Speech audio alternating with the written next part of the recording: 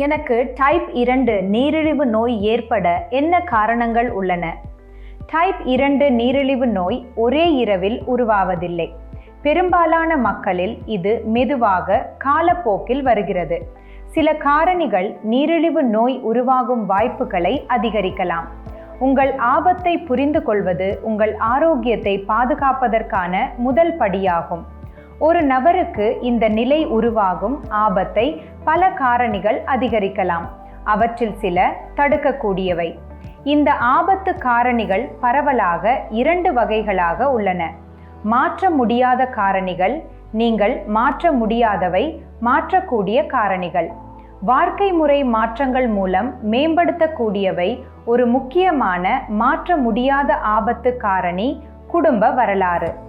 பெற்றோர் அல்லது உடன்பிறப்புக்கு நீரிழிவு இருந்தால் டைப் 2 நீரிழிவு உருவாகும் வாய்ப்பு அதிகம். வயதும் ஒரு பங்கு வகிக்கிறது. 30 முதல் 40 வயதிற்கு பிறகு டைப் 2 நீரிழிவு நோயின் ஆபத்து படிப்படியாக அதிகரிக்கிறது.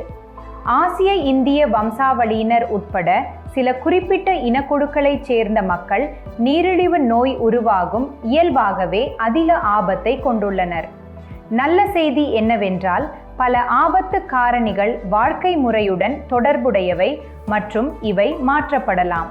அதிக எடை இருப்பது, குறிப்பாக வயிற்றைச் சுற்றி கூடுதல் கொழுப்பு இருப்பது, டைப் 2 நீரிழிவு உருவாகும் ஆபத்தை அதிகரிக்கிறது. எண்ணெய் மற்றும் சர்க்கரை அதிகம் உள்ள உணவுகளை உண்பது, உடல் ரீதியாக செயலற்று இருப்பதோடு காலப்போக்கில் இரத்த குளுக்கோஸ் அளவையும் உயர்த்தலாம். பெண்களுக்கு கர்ப்ப காலத்தில் நீரிழிவு இருப்பது கர்ப்பகால நீரிழிவு என்றும் அழைக்கப்படுகிறது. வாழ்க்கையில் பின்னர் டைப் 2 நீரிழிவு உருவாகும் வாய்ப்புகளை அதிகரிக்கிறது.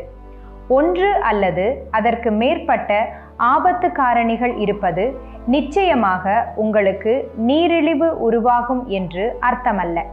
சீரான உணவு, வழக்கமான உடல் செயல்பாடு மற்றும் வழக்கமான சுகாதார பரிசோதனைகள் போன்ற ஆரோக்கியமான வாழ்க்கை முறை மாற்றங்களால் நீங்கள் டைப் 2 நீரிழிவை தாமதப்படுத்தலாம் அல்லது தடுக்கலாம்.